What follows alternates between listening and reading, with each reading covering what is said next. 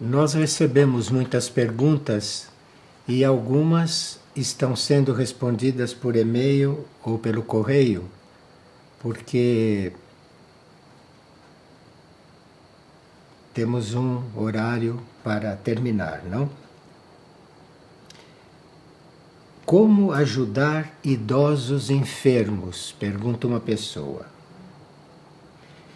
Bem, como a todos, se dá amor, se os acalma, se os ajuda a dissolver preocupações, remorsos, e porque as pessoas todas, quando são idosas e estão enfermas, são muito procuradas pelas preocupações e pelas ações passadas. Então nós temos que acalmá-los, porque principalmente na enfermidade, os idosos têm muitas chances de frequentar um pouco o outro lado da vida durante o sono ou nos seus momentos de recolhimento. Em geral, os idosos frequentam o outro lado da vida antes de desencarnar, mas não falam isso conosco, não declaram isso, e nós teríamos que nos aproximar mais deles com muito amor, para que eles fossem francos, dissessem a verdade de tudo que estão experimentando. Então se trataria de acalmá-los, não é? E de ajudá-los a se perdoarem, ou de ajudá-los a resolverem certos remorsos. E com amor, quando há amor no coração, isto é possível. E isto é um bom treinamento para aqueles que ficam. É um bom treinamento e uma oportunidade de fazer o bem para quem está se aproximando do outro lado da vida. E que tipo de planos podemos fazer para o futuro? Pergunta a mesma pessoa. Bem, o único plano que nós deveríamos ter é alcançar a meta do nosso espírito. É que nós não somos educados assim.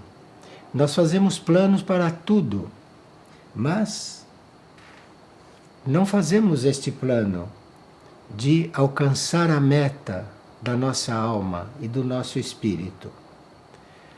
Para nós querermos, termos como plano de vida alcançar a meta do espírito, alcançar a meta da alma, mesmo sem saber qual é a meta do espírito e a meta da alma, isto deveria ser o nosso plano de vida.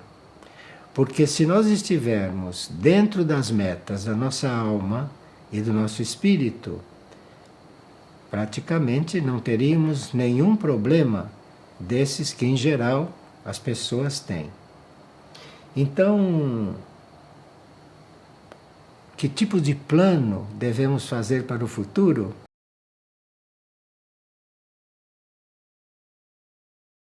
Que não vão interferir em coisa alguma que se passe no planeta, por conta própria, de forma que esses seres estarão guiados pela consciência única e farão tudo aquilo que será possível dentro das leis do cosmos para talvez remover certos lados desta catástrofe. Esses seres até agora estão nos avisando, estão nos convidando a mudarmos de atitude, estão nos convidando a transformarmos nossa vida. E isso tudo no sentido de diminuir a intensidade daquilo que será esta reação do planeta a tanta agressão que ele vem recebendo. E uma pessoa está talvez precisando ler o livro Mistritlan, porque ela está perguntando alguma coisa sobre os intraterrenos ou os intraterrestres. E por que vivem abaixo da superfície? Esse termo abaixo da superfície não é um termo técnico, não é um termo verdadeiro. Os intraterrenos vivem nas dimensões internas da Terra. Eles vivem em outra dimensão. Não vivem nessas dimensões externas ao planeta como nós, mas vivem nas dimensões internas e não soterrados. E qual é o papel deles em relação à Terra? Os intraterrenos evoluídos têm muito mais consciência do que nós da tarefa deles como seres desse planeta. E eles, dependendo do seu grau evolutivo, podem nos estar instruindo nos planos internos ou podem estar também equilibrando todo esse processo que é muito violento aqui na superfície. As civilizações intraterrenas podem ter uma vida muito mais harmoniosa, pode ter uma vida que contraste mesmo com a nossa, como tem, podem ter uma ideia muito evolutiva da própria vida, e os intraterrenos conhecem muito mais do que nós a situação do planeta e conhecem muito mais do que nós o que vivemos aqui na superfície e os perigos que corremos. E o que nós sabemos é que se nós chegarmos a provocar um desastre muito grande aqui na superfície, sabemos que eles devem ter meios de influir nisso do ponto de vista interno, ou então deles serem trasladados para outras dimensões aonde isto não irá atingi-los. Nós teríamos que aprender muito com os intraterrenos evoluídos. E esse livro Mistritlan, que está publicado há bastante tempo, tem muitas notícias sobre isso.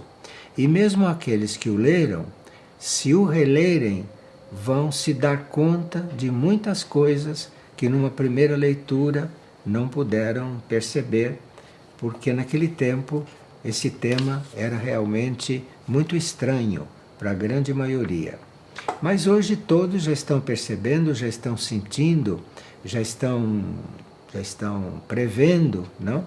Que algo deve acontecer em matéria de transformação aqui na superfície.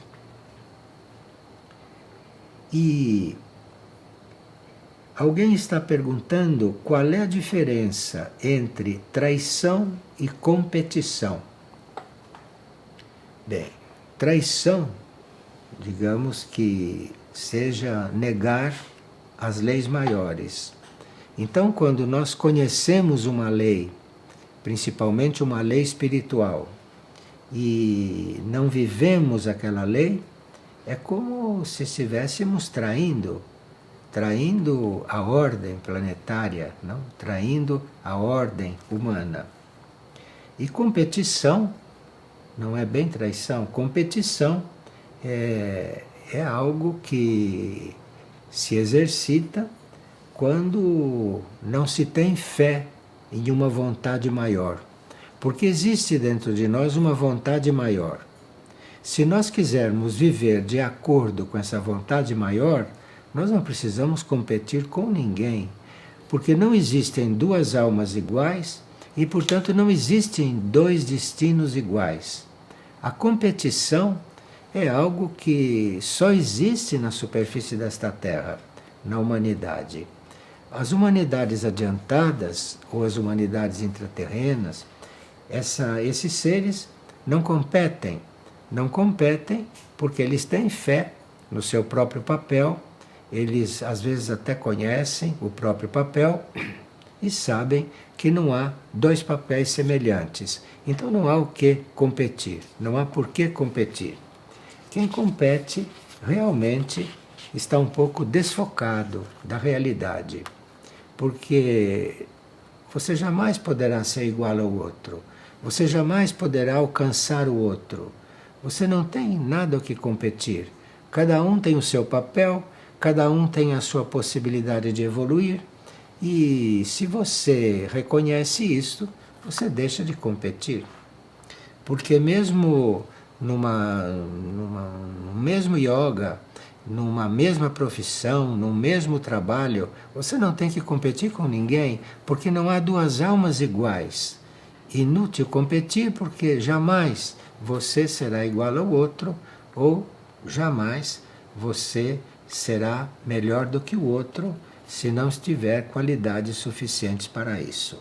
Então, competir é algo bastante ignorante e que, infelizmente, nos ensinam até nas escolas. E aqui há uma pergunta em língua espanhola, em idioma espanhol. A pessoa nunca tem certeza do que ela está fazendo, nunca tem certeza se isso está na linha correta e nunca está sabendo se o que ela faz, se o que ela vive está colaborando com o plano evolutivo. Então, se você não tem certeza disso, você se observe com mais cuidado, você se auto-observe, procure fazer o melhor possível, fazendo o melhor possível, procure se entregar, procure se oferecer ao plano evolutivo, e se você fizer isso e tiver fé, você perceberá que começará a ser guiada internamente. E quando você começar a perceber que é guiada internamente, você vai ter paz. E aí não vai achar que está fazendo pouco ou que poderia fazer melhor.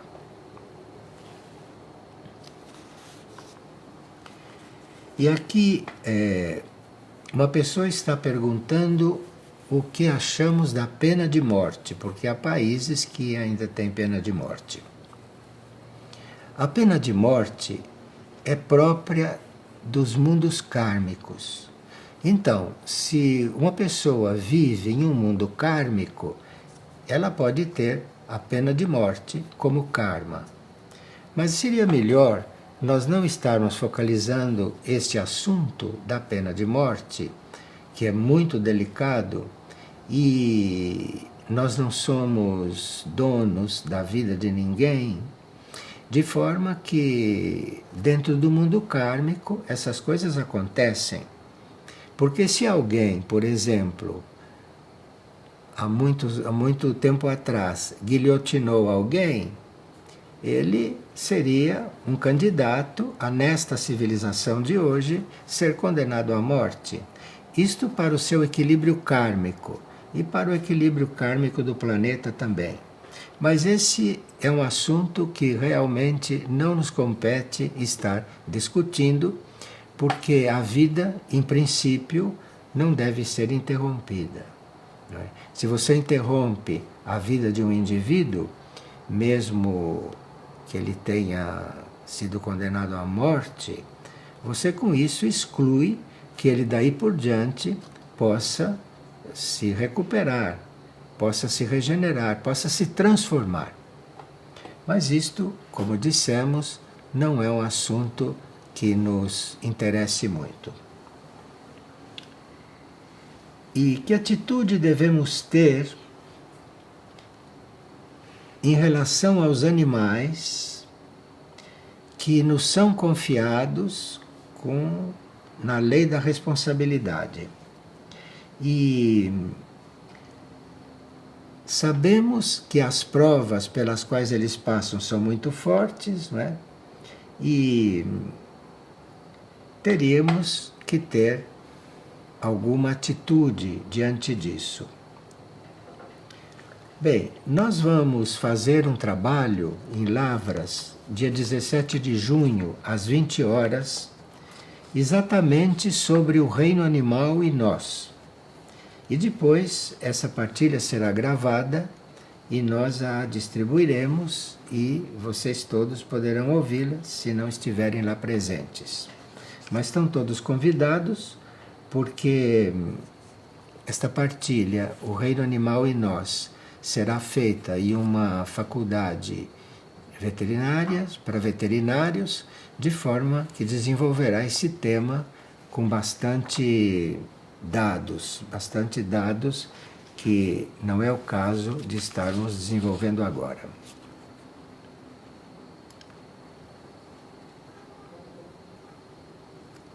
E esta pessoa que faz a pergunta em francês está dizendo que ela há muitos anos, não, ela tenta amar universalmente, mas que ela encontra muitas dificuldades no plano mental dela para amar universalmente. Enfim, ela está um pouco presa ao amor pessoal e não está sendo possível para ela ampliar este amor. Bem, você procure purificar o seu mental. E purificando o seu mental através de orações, através de leituras, não? Através de contatos com pessoas que já têm um amor mais desenvolvido, que você reconheça nelas um amor mais desenvolvido, purifique o seu mental e use a sua energia da vontade. Use a sua energia da vontade. A energia da vontade está em todos nós. Em alguns, bastante latente e pouco desenvolvida. Mas você, purificando a sua mente, isto é, trocando as suas ideias, mudando a sua maneira de pensar e usando a vontade, você vai vendo que o seu amor vai se ampliando. E depois, observe a quem precisa mais do que você. Observe aqueles que estão em situação mais delicada do que você. Observe os que estão na miséria, os que estão doentes e que precisam de ajuda. Não? E você, exercendo esse tipo de serviço, você vai começando a sentir que o seu amor está se ampliando. Mas precisa que você se ponha a ajudar os outros. Se põe a ajudar os outros. Porque este amor universal não vem quando a gente tem belas teorias sobre o amor universal. Esse amor universal vem quando nós ajudamos mesmo aqueles que nós não conhecemos, mesmo aqueles que não têm relação conosco, mesmo aqueles que nós nunca vimos. Enfim, você vai ajudando a quem precisa, a quem se aproxima de você com necessidades. Vá fazendo isto e você vê que esse amor você começará então a experimentar. E a pessoa diz: quando os irmãos maiores se materializam para alguma tarefa do plano evolutivo, eles perdem anos de vida. Ela leu isso em um livro e ouviu isso em Partilhas Nossas. Então, quando um irmão que já não necessita mais reencarnar e ele reencarna a serviço, ela leu nesse ensinamento espiritual que eles perdem tempo evolutivo com isso. Bem, não é que perdem tempo no sentido que nós reconhecemos. É que à medida que um ser, que uma alma, não, desce de planos e se materializa para cumprir uma tarefa, ela está descendo de planos quando poderia estar subindo de planos. Então é nesse sentido que o texto está dizendo. Mas quando uma alma ou quando uma mônada renuncia a subir de planos para descer de planos e ajudar os que estão aqui, essa misteriosa lei da retribuição cósmica, aparentemente ela estará descendo de plano, mas ela poderá, nesta renúncia ou nesse sacrifício, desenvolver muito mais do que desenvolveria naturalmente subindo de planos. Porque subindo de planos, nós vamos subindo naturalmente. Agora, voluntariamente descer de planos para ajudar quem está aqui, isto vai transformar-se num grande dinamismo para a sua evolução espiritual. De forma que vai perder anos de vida. Isto é uma frase muito simbólica, não? Mas pode estar se referindo, inclusive, à vida aqui. Está se falando numa linguagem daqui, para nós nos referirmos a uma linguagem que não é material, uma linguagem que é espiritual e que muitas vezes nós não encontramos as palavras, os termos para expressá-la.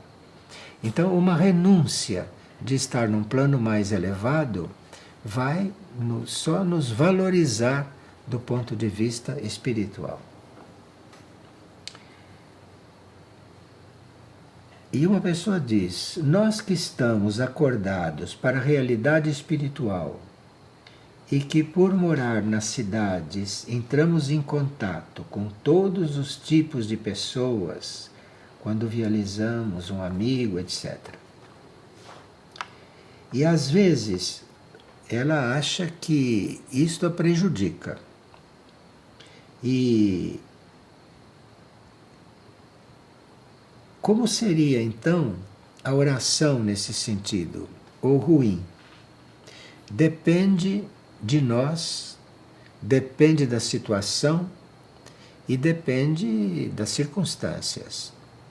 Então, uma pessoa pode estar numa cidade completamente contaminada e vivendo o sistema que está implantado, e isto tanto pode ser bom como pode ser ruim. Isto depende de quem está fazendo aquela experiência. Depende de como nós fazemos aquela experiência.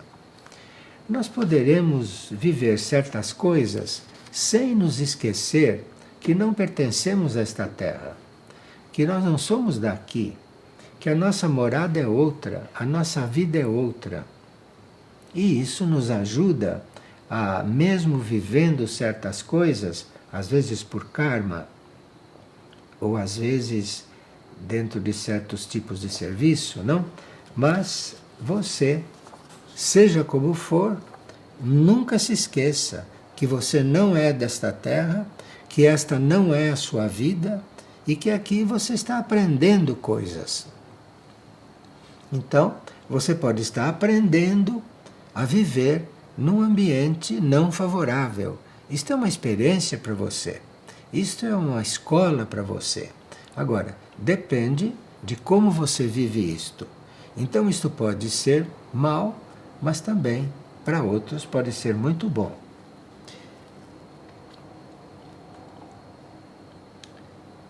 E a pessoa diz que ela vê esta humanidade desconexa e controladora. E sente que já não faz mais parte dela. Isso é uma ilusão sua, porque se você não fizesse mais parte desta humanidade, você estaria eventualmente fazendo um estágio numa outra humanidade. Não, mas se você está aqui, você faz parte desta humanidade. E se você evolui, se você se sacrifica, se você reconhece em parte onde você está, e se você sabe que você não é daqui, você vai acabar ajudando quem está aqui. Você vai acabar tendo compaixão da situação dos outros e vai começar a ajudar os outros. E se você começar realmente a servir a alguém, se você começar realmente a servir, você vai ver que você, por enquanto, é parte sim daqui. Porque aí você vai se sentir viva aqui. Sempre se lembrando que nós estamos aqui de passagem, não é? Bem entendido. E que teríamos que nos valer ao máximo desta passagem por aqui para servir ao planeta e servir nossos irmãos que estão nesta mesma humanidade neste momento.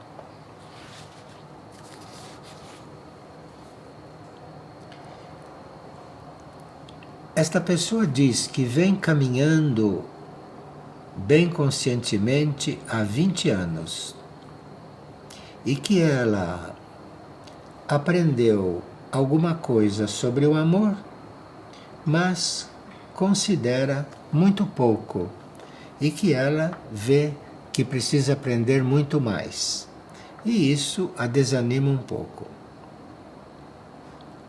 Veja, o caminho do amor vai desde o amor às coisas materiais e desde o amor às aparências até o amor ao divino, ou até o amor a Deus, como se chama também o divino.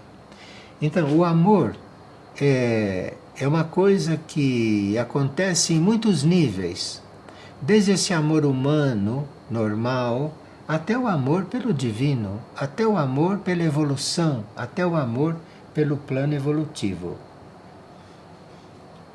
Então, nós todos temos um grande caminho a trilhar na energia do amor. E ela disse que ela criou muitas expectativas nesse campo. Então aí está explicado porque você está nessa situação. Porque quando nós aplicamos o amor, nós não devemos criar expectativas. Quando nós usamos o amor, vivemos o amor, não devemos estar esperando o retorno disso. Isto não está na lei do amor, não. Então você pensa que estava procurando o amor, mas você estava talvez procurando um resultado para você, uma satisfação para você. E isto não está na lei do amor. Desta forma não se chega ao amor divino. Então você, quando amar, não crie nenhuma expectativa de ser compreendida, nenhuma expectativa de ser amada em troca. Tudo isso não é lei do amor. O amor é uma entrega absoluta, é uma doação absoluta. E se você então tem a meta de chegar no amor divino, aí é que você não tem mesmo que ter ideia de receber nenhum retorno. Isto é a lei do amor. Aí você vai começar a sentir o que é o amor. E aí vai aumentando os seus graus de amor. E como voltar a ter alegria de viver? Pergunta uma pessoa. Como voltar a ter alegria de viver? Veja, dentro de uma lei maior, dentro de uma lei realmente evolutiva, nós temos a alegria de viver quando servimos sem nada querer para nós. Se você serve sem nada querer para você, sem nada querer em troca, aí você vai ter a alegria de viver. É duro ouvir isto, né? Mas quem tem a alegria de viver sabe que não espera nada para si e só está na vida para servir ao outro. Ao outro não é só servir aos amigos e a quem a gente gosta e aos queridos. É servir aquele que está ao seu lado e que está necessitando de alguma coisa. E se você o serve sem esperar nada em troca, aí você vai experimentar a alegria de viver. Mas se você está esperando alguma coisa para você, você, nesta encarnação, não vai ter alegria de viver. Mas veja, todas essas crises são muito úteis, são muito importantes, porque é durante as crises que nós evoluímos. É durante as crises que nós damos os verdadeiros passos. Mas é preciso saber passar pelas crises. E sabendo passar pelas crises, nós damos grandes passos. Mas saiba que amor é servir sem querer nada em troca. Se quer alguma coisa em troca, alguma compensação, se quer resolver algum problema próprio com isso, você, a alegria de viver, não vai conhecer. E a pessoa está perguntando: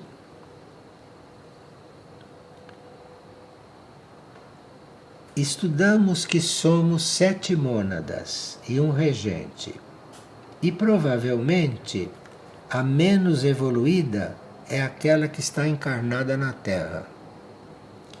Bem, nem sempre.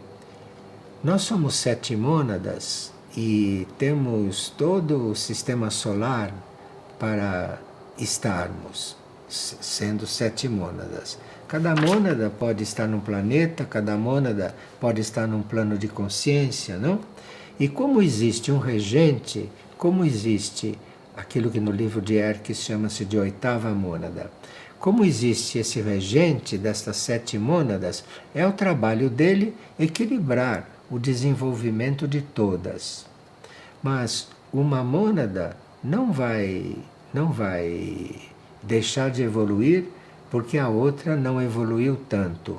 O trabalho do regente é dar oportunidade às 7 de irem desenvolvendo e serem absorvidas e depois se transformarem naquilo que nós chamamos de avatar.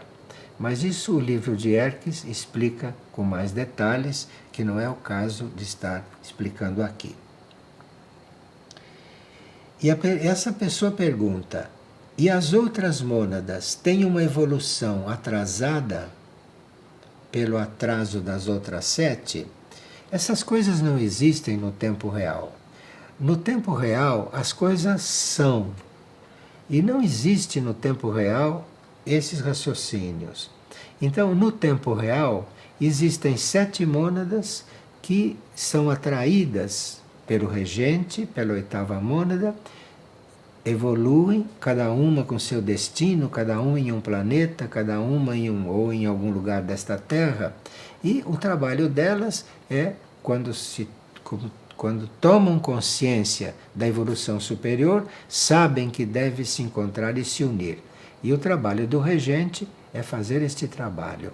O trabalho do regente é fazer esta união e ir elevando essas mônadas.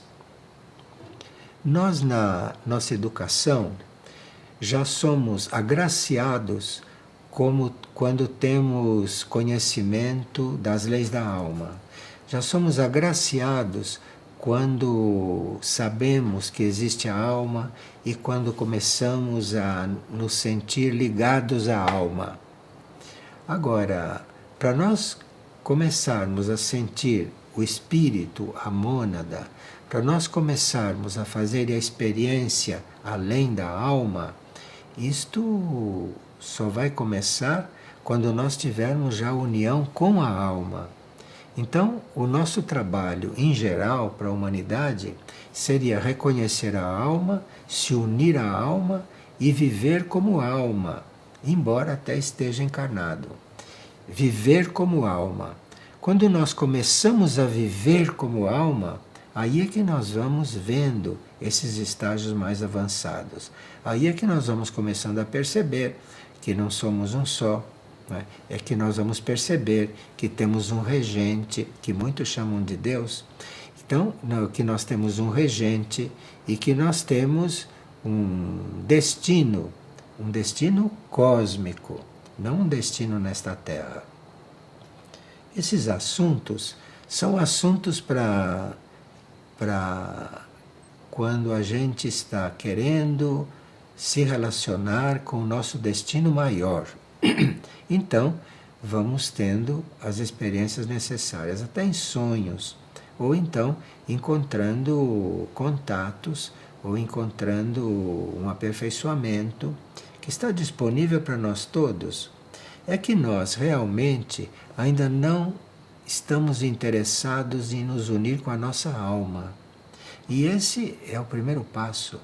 Nós nos unimos com a nossa alma, porque tendo consciência da alma, todos esses fatos e essas leis da mônada vão nos tornando claro. Por enquanto, nós podemos ter uma notícia disto, podemos estudar isto, mas experimentar isto é só através da alma.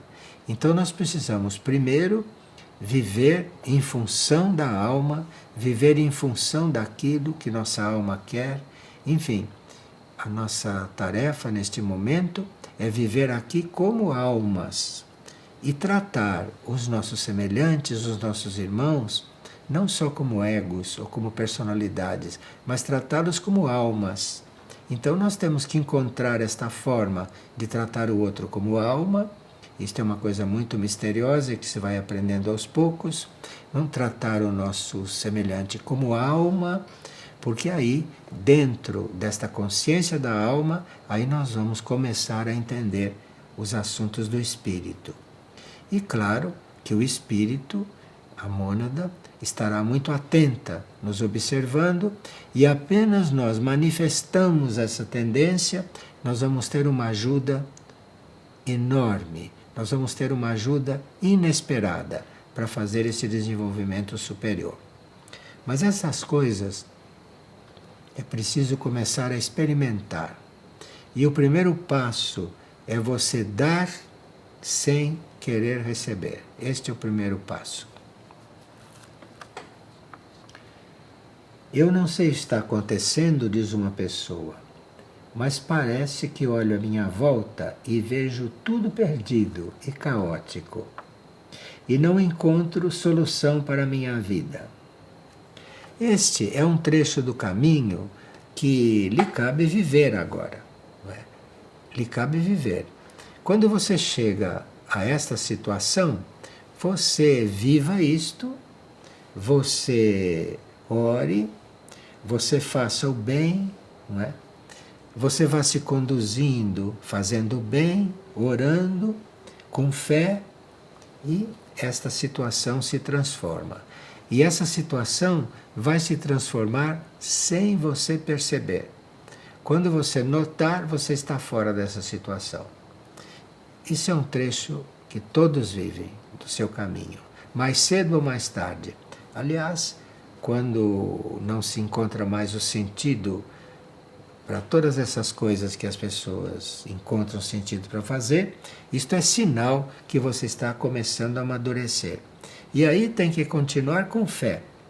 E se você orar, vai ser mais simples, porque a oração ajuda, a oração te conecta com outras experiências internas, mas é preciso ter fé e persistir.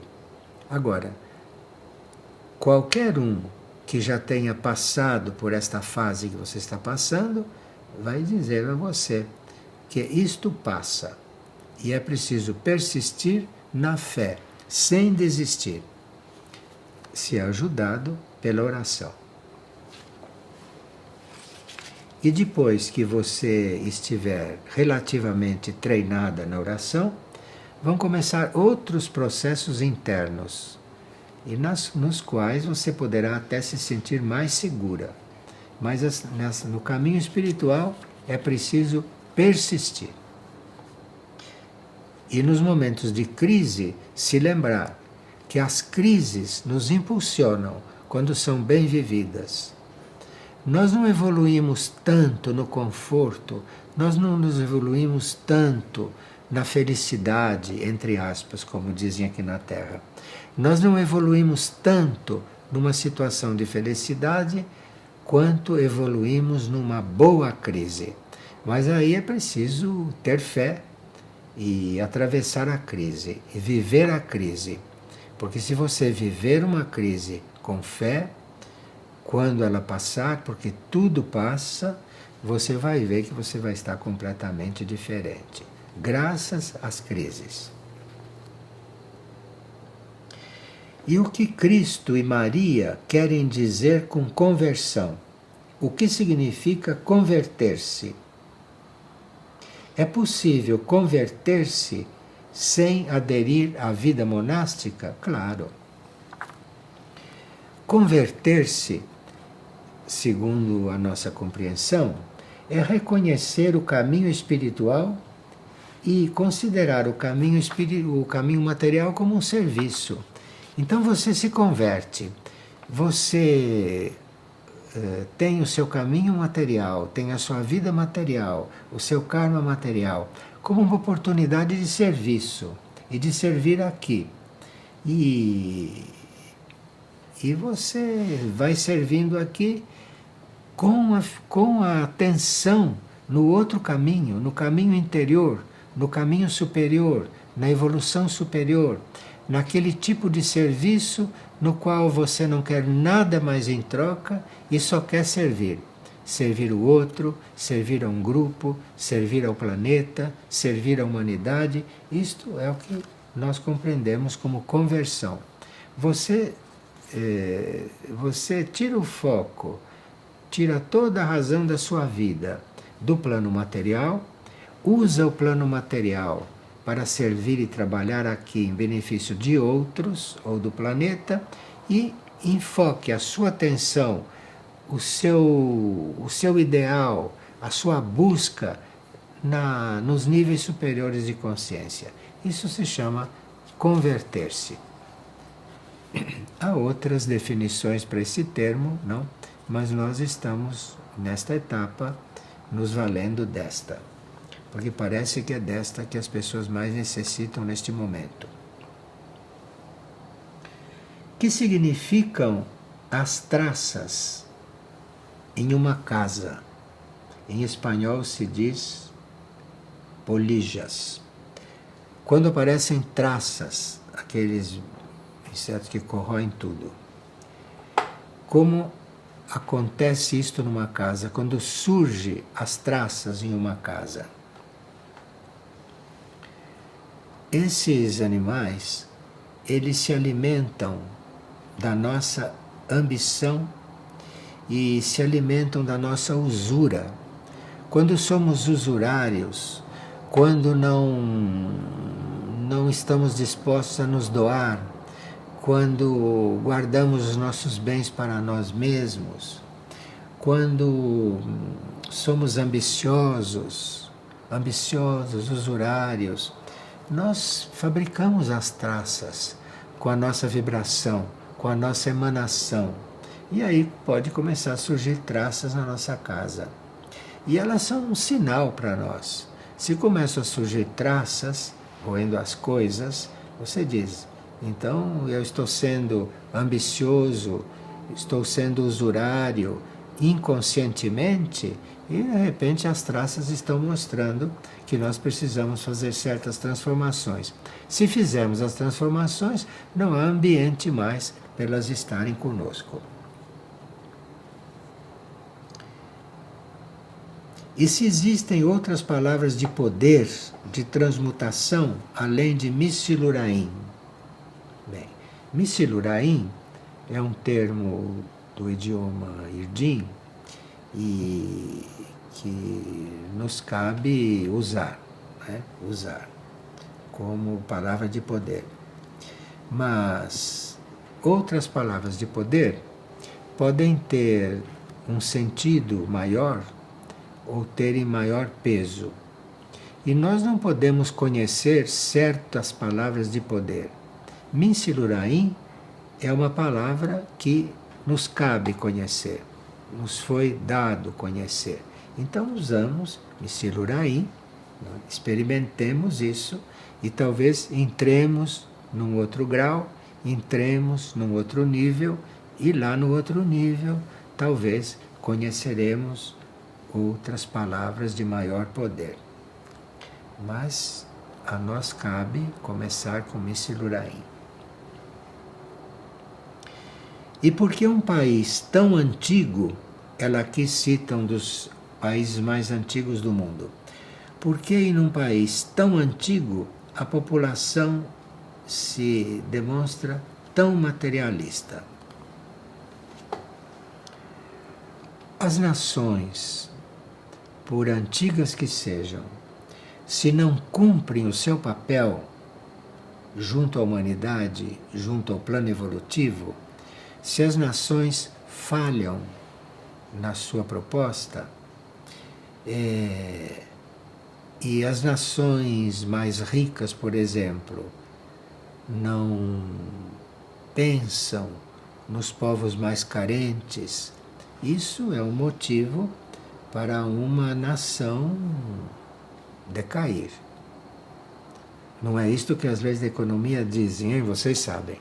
Mas se uma nação rica, se uma nação poderosa não supre, não acode, não ajuda aquelas mais pobres, esta nação tende a decair. E o seu povo, que forma uma nação que não cumpriu o seu papel, não é? De ajudar os mais carentes, não é? Então começa assim a haver a decomposição desta nação, porque esta pessoa está citando uma nação que, segundo ela, está se decompondo. Então, isto é real. Então, a nação que não cumpre o seu papel em um mínimo de proposta, não, esta nação tende a se deteriorar. E o povo com ela, naturalmente. E não é porque ela é antiga que não pode passar por esse processo. E aqui a pessoa diz que está sendo muito tratado o assunto do câncer e que depois as pesquisas feitas sobre isso são suspensas e talvez já se tenha elementos para tratar do câncer, mas isto não é difundido. E olhe, o tratamento do câncer, como outros tratamentos, hoje se transformaram numa indústria em certos ambientes. Então, é uma indústria isto. E claro que a ciência poderia estar muito mais adiantada nesse sentido, a ciência médica poderia estar muito mais adiantada, poderia ter já descoberto muitas coisas no reino vegetal e no reino mineral que curassem todas as doenças, mas como isto tudo está se tornando ou já se tornou uma espécie de indústria, então este processo está um pouco mais lento do que poderia ter. Ela está achando que vai ser difícil ela encontrar um tratamento correto para um certo tipo de câncer. Bem, você tenha em mente que pode recorrer a um tratamento espiritual. Se você não está encontrando um tratamento condizente no ambiente em que você está, você recorra ao tratamento espiritual. É preciso encontrar o caminho para chegar a um tratamento espiritual E dentro de um tratamento espiritual, tudo pode ter cura. Tudo pode ter cura. Não há o que não tenha cura. Nós já sabemos disso. Agora, quando esses tratamentos se tornam uma indústria, é claro que muita coisa ainda não tem cura. Você procure o tratamento espiritual. Veja isso com a sua alma, ou veja isso com a sua mônada. Porque interiormente, espiritualmente, você pode ter muitas surpresas. E aqui a pessoa está perguntando, no mundo espiritual, se pode viver a continuação da vida terrestre e vice-versa? Isto é, no mundo espiritual, nós podemos viver a continuação da vida terrestre e quando encarnamos, vivemos a continuação da vida espiritual que desenvolvemos lá? Claro, a vida é uma só. Nós chamamos de vida material e de vida espiritual porque a nossa mente é discriminativa, mas a vida espiritual, a vida material, isso é, a vida é uma só. A vida é uma só. Não existem duas vidas. Então, claro que se você acha que a vida é uma só, que você acha que porque desencarnou não vai morrer, se você é uma alma que já sabe que porque está encarnando não está nascendo, porque você sempre existiu, como é que está nascendo? Isso são termos das civilizações muito materialistas. Mas quando uma alma desce para a encarnação, ela não está nascendo, ela está descendo para a encarnação e surgindo aqui, e passando a viver nesses níveis de consciência. E quando nós desencarnamos, não estamos terminando a vida, nós estamos indo para um outro tipo de vida. Nós estamos indo para uma vida fora do corpo físico. E aí, se temos esse desapego pelo plano físico e pelo corpo físico, se nós temos esse desapego pela vida física e desencarnamos tranquilamente, aí, desencarnados do corpo físico, vamos desencarnar do corpo astral. E depois, desencarnados do corpo astral, desencarnaremos do corpo mental. Então estaremos totalmente desencarnados. Mas a maioria não desencarna completamente. A maioria desencarna do físico, depois desencarna do corpo astral, vai para o corpo mental e depois começa o processo reencarnatório, porque está apegado à vida nos corpos. Nós temos 3 corpos materiais. Temos o corpo físico etérico, temos o corpo astral e temos o corpo mental.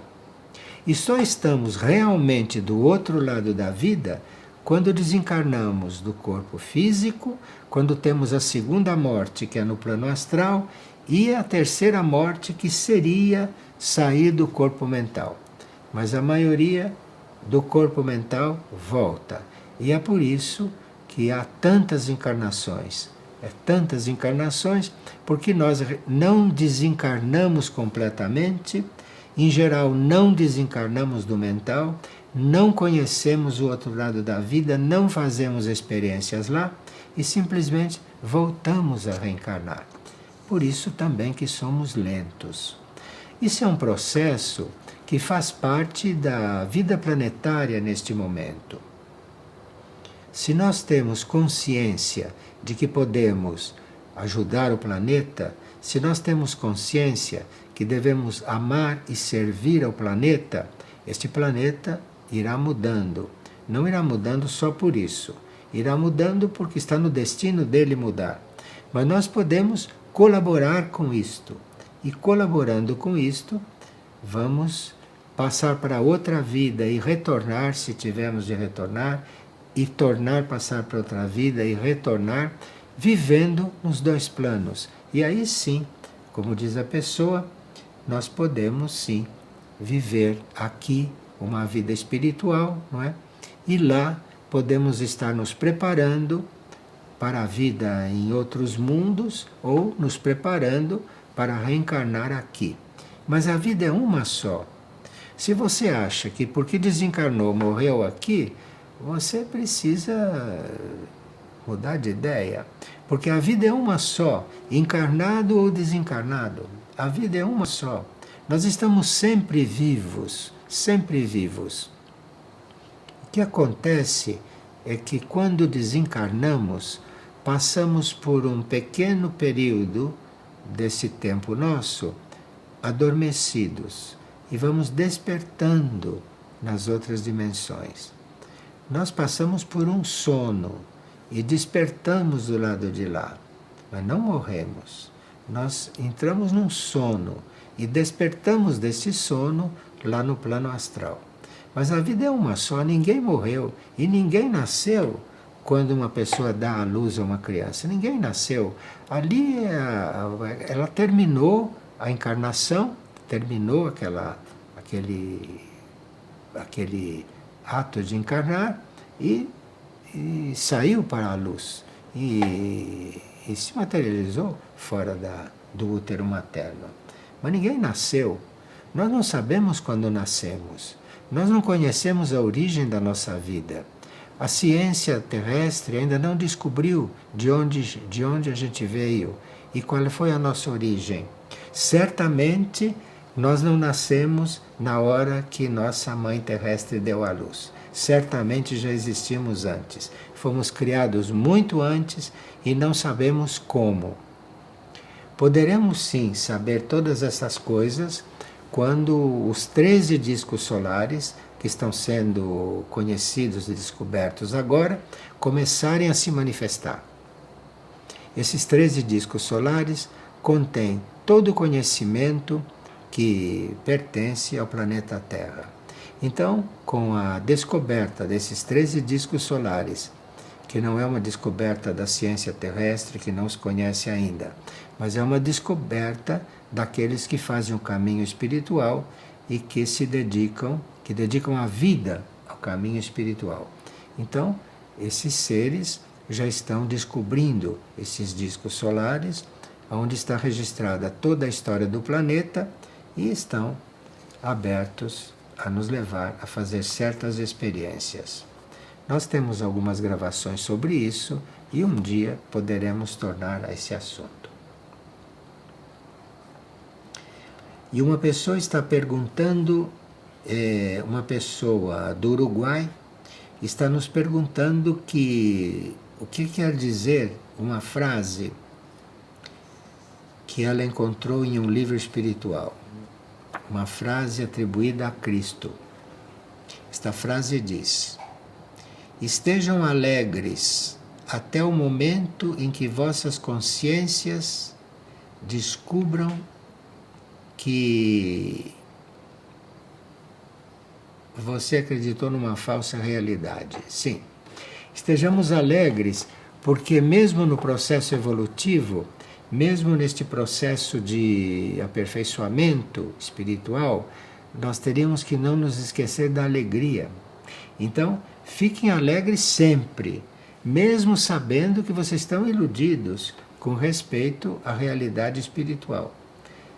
E mesmo que a gente seja ignorante, por isso não precisa deixar de ser alegre. A alegria é uma das chaves para você trilhar o caminho espiritual e para você receber alguma luz. A alegria faz parte disso. Então o texto está dizendo: seja alegre mesmo durante os momentos que a sua consciência esteja iludida. Mas para isso você precisa ter uma perspectiva de que poderá estar um pouco menos iludido. Bem, nós temos a impressão que quando este assunto dos discos solares estiver um pouco mais conhecido e quando as pessoas começarem a fazer experiência de contato com esses 13 discos solares, eu acredito que as coisas vão começar a mudar. Mas isto está perfeitamente sincronizado com a purificação do planeta, com a o surgimento da nova humanidade. Enfim, há muita possibilidade, aliás, é muito clara a possibilidade deste mundo ser outro, desta humanidade ser outra. O que nós precisamos é ter fé, ter paciência, não é?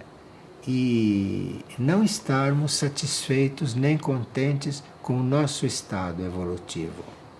Nós temos que estar vivendo para nos transformar a cada momento que passa. Assim como eu espero me transformar enquanto eu faço esta partilha. Eu espero que no término desta partilha eu não esteja no mesmo ponto que eu estava quando comecei. Então nós temos que estar sempre, sempre, sempre andando, caminhando. E sempre alegre, mesmo sabendo quão ignorantes somos, o quanto ignorantes somos.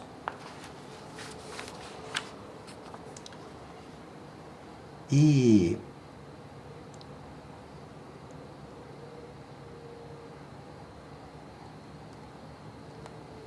a pessoa diz que gostaria muito de ter luz sobre certos acontecimentos. E quando ela busca certos assuntos na internet, ela nota que pessoas comuns que não sabem muitas coisas desenvolvem temas na internet e que ela, nos jornais, nos meios de comunicação, ela não se sente respondida com isso. Olha, o que se difunde nesta civilização e neste atual momento dessa civilização, o que se difunde, em parte, é produto da ignorância e, em parte, é produto da manipulação que um grupo executa diretamente sobre aqueles que eles atingem. Então existe ignorância e manipulação. Então você tem que estar muito atenta ao que você vê na internet, ao que você vê nos meios de comunicação. Você deve estar muito atenta e sempre pedindo muita luz sobre isso, muita luz.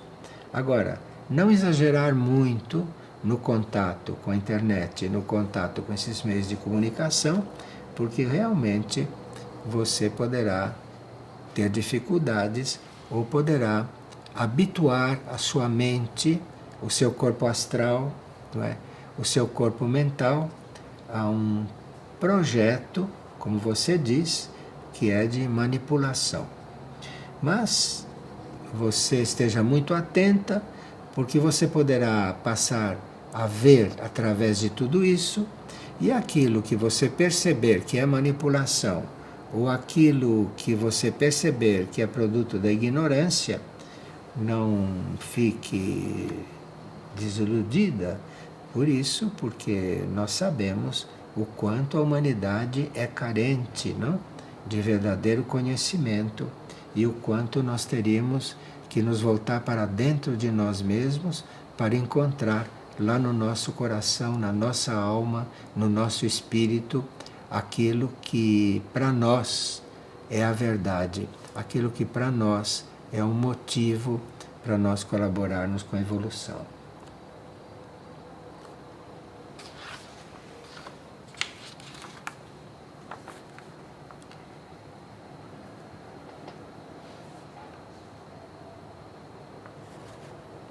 Aqui uma pessoa está dizendo que ela ora o Pai Nosso, mas que ela está entrando numa crise porque ela encontra traduções do Pai Nosso diferentes umas da outra, do Padre Nosso, não? Que é uma oração universal e secular.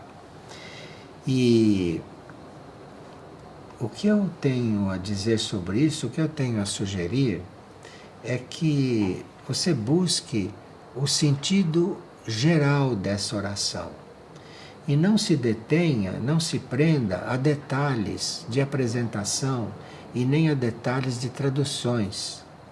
Você veja o sentido geral desta oração, que é uma oração muito magnetizada, que é uma oração muito forte, porque vem sendo usada há muitos séculos, não?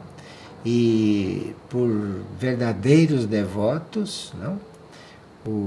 Então você fique no sentido geral de uma oração e não se perca em detalhes e não se perca na apresentação da tradução, das traduções.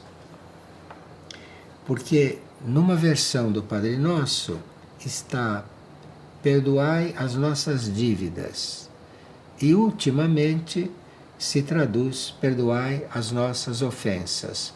Isto não é razão para você entrar em crise com o Pai Nosso. Você diga dívidas ou diga ofensas, mas não perca o sentido disto, o sentido geral disto. Não se desligue da essência da oração, que tanto faz dívidas como ofensas. Eu sei que são coisas diferentes, mas dentro do sentido geral da oração, você não se perturbe. E você ore o Pai Nosso, dizendo, perdoai as nossas dívidas, ou perdoai as nossas ofensas. Ore e se entregue à oração. E ela fará o efeito que tiver que fazer em você, mesmo se a tradução for diferente. Você é que precisa se abster desses pequenos detalhes diante de uma oração tão grande.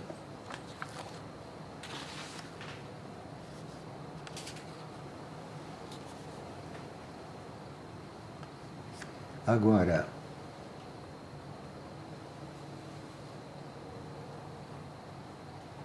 uma pessoa está muito abalada porque ela está percebendo que as mulheres não querem mais filhos e quando os têm, deixam os cuidados de outros, não é?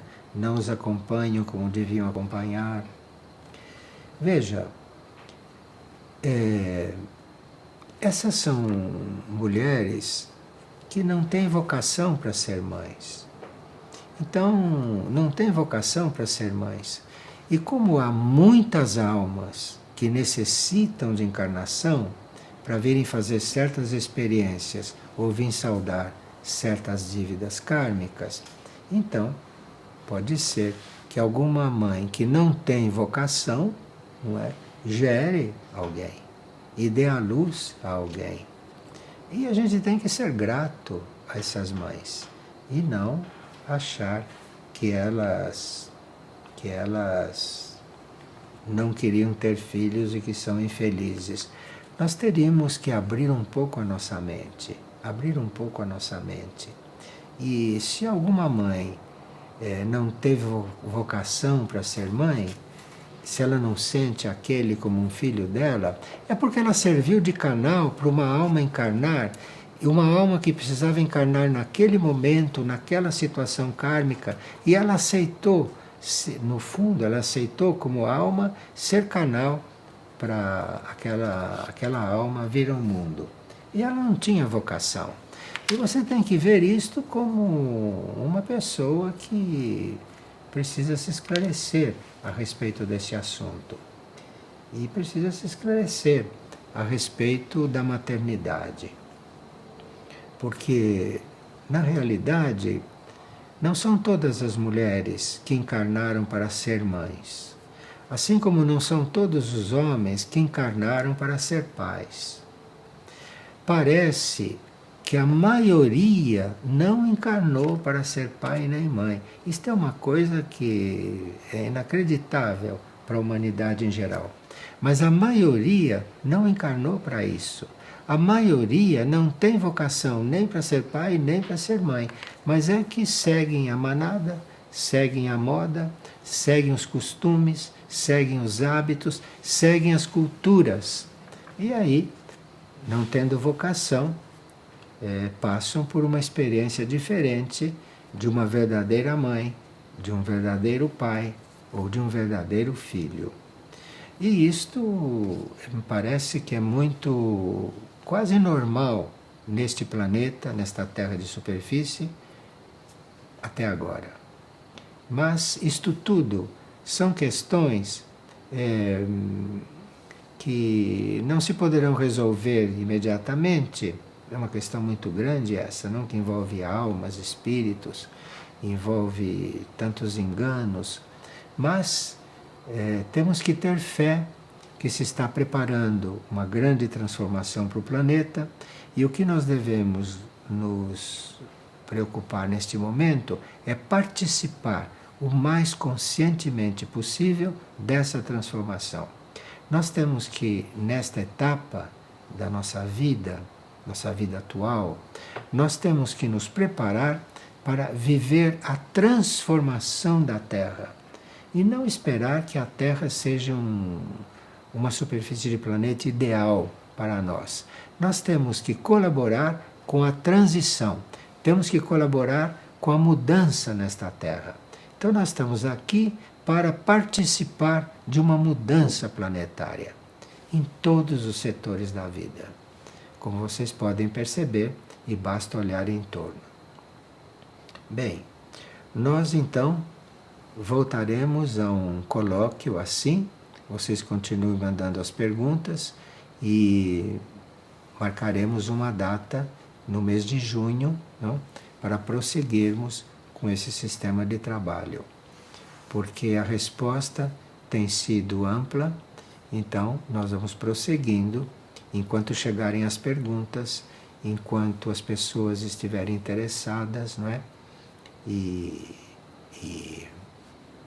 até junho, então, numa data que vocês verão gravadas no www.irdim.org.br ou no site oficial de Trigueirinho, www.trigueirinho.org.br. E estaremos juntos de novo por esta via daqui a um mês, aproximadamente. Muito obrigado pela atenção e até logo. Obrigado.